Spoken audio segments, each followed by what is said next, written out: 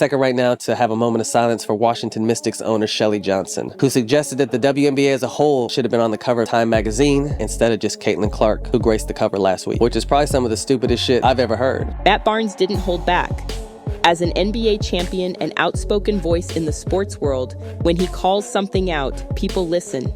And this time, he wasn't just talking about the on-court drama in the NBA. No, Barnes turned his attention to the WNBA, and more specifically to Caitlin Clark. He couldn't believe the way some parts of the league were reacting to her skyrocketing success. The league should have been celebrating her, but instead, it was as if they were trying to downplay her achievements. Jealous, absurd, you name it, including this owner. Barnes blasted the WNBA for its petty, jealous attitude toward one of the brightest stars the sport has seen in a long time.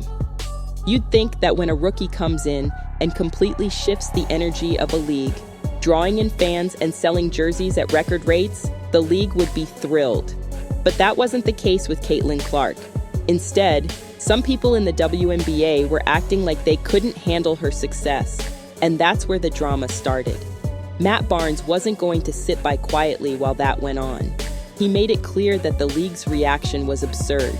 From the moment Caitlin Clark entered the WNBA, she was more than just a player. She was a phenomenon. It wasn't just her scoring ability that caught people's attention. It was her presence. The stands filled up, the merchandise sold out, and people started taking the WNBA seriously in a way they hadn't before. The Indiana Fever, a team that had been struggling to draw crowds, suddenly became one of the hottest tickets in the league. And the numbers were insane. Clark's jersey sales shot up by 1,000%. Attendance at Fever games increased by 250%, with the team now packing over 17,000 fans per game. So, you'd think the WNBA would be doing cartwheels, right? But no. Instead, there was an undercurrent of resentment. And this wasn't just about a few people behind closed doors. It was coming from the public. Sheila Johnson, co-founder of BET and owner of the Washington Mystics, publicly suggested that instead of putting Clark on the cover of Time magazine, the league as a whole should have been recognized. Her reasoning? Clark's success shouldn't be celebrated as an individual achievement, but as a collective one for the entire WNBA.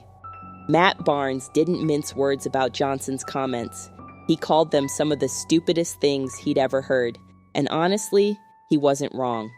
Caitlin Clark is the one who's putting the league on the map. She's bringing in new fans, new eyeballs, and new revenue. And instead of giving her the recognition she deserves, there were people trying to dilute her success. It's like some in the league couldn't stomach the idea of one player, especially a rookie, having that much impact, and Barnes called them out on it. But this wasn't just a one-off situation. It was clear that Clark was changing the game, not just for the Fever, but for the league as a whole. Teams like the Sparks, Aces, and Dream started adjusting their schedules just to make sure they could play against Clark's Fever team. That's not something you see every day. Usually teams are trying to avoid scheduling conflicts or figuring out how to make the best of their existing roster. But with Clark in town, suddenly every other team wanted a piece of her. And who could blame them? Her games were drawing crowds, and people wanted to see her play. That's the kind of star power you can't ignore.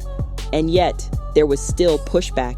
Even though the numbers were clear, Clark was a massive draw and her success was undeniable.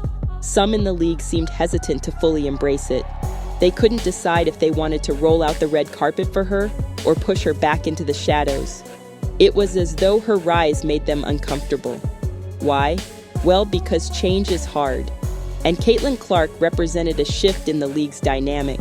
She was rewriting the rules, changing the narrative, and showing the world that the WNBA could be a major player in the sports world. But instead of supporting that change, some people in the league were trying to hold on to the old ways. They were more concerned with maintaining the status quo than they were with growing the sport. And then, on top of all that, you had the physical toll Clark was taking on the court. The aggressive fouls, the physicality. Clark wasn't just playing against her opponents, she was fighting to stay safe.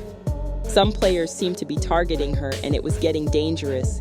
Instead of supporting her, her teammates were largely silent, leaving Clark to fend for herself. That's a whole other level of pressure for a rookie. When you're being physically assaulted on the court and your teammates aren't stepping up to protect you, that's a serious problem. Matt Barnes noticed that too. He called out Clark's teammates for not having her back. He made a point to highlight the fact that Clark had been taking hits, and no one was coming to her defense. That's a teammate's job, especially when you've got a star player who's carrying your team and your league. But instead, Clark was left to navigate through the physical and emotional stress of it all on her own. What makes it even more interesting is the fact that retired WNBA star Angel McCoughtry offered to come back and protect Clark. That's right, McCoughtry, a veteran player, was willing to lace up her sneakers just to provide some physical protection for Clark. Why? Because the league was failing to do so. That speaks volumes about how serious the situation was. But all this drama, it's just the tip of the iceberg, because what's really going on here isn't just about the physical hits Clark is taking on the court. It's about the way the league is reacting to her success. The WNBA should be embracing her, celebrating her, and using her to bring more attention to the game. Instead, they're almost working against her, and that's where Matt Barnes' frustration lies. You have a rookie player who's doing everything right. She's selling jerseys, filling arenas, and bringing new eyes to the sport. She's exactly what the WNBA needs, and instead of celebrating that, the league is dragging its feet. Matt Barnes isn't having it, and frankly, neither should anyone else. The numbers don't lie. Caitlin Clark is a star, and the WNBA should be doing everything in its power to support her, but instead, they're trying to slow her down. It's a mess. It's a power struggle. And it's the kind of drama that could change the entire landscape of women's sports. Caitlin Clark is rewriting the rulebook, and the WNBA better wake up before they miss out on the opportunity of a lifetime. Because, let's be honest, Caitlin Clark isn't just playing basketball. She's changing the game. The real question is, will the WNBA let her?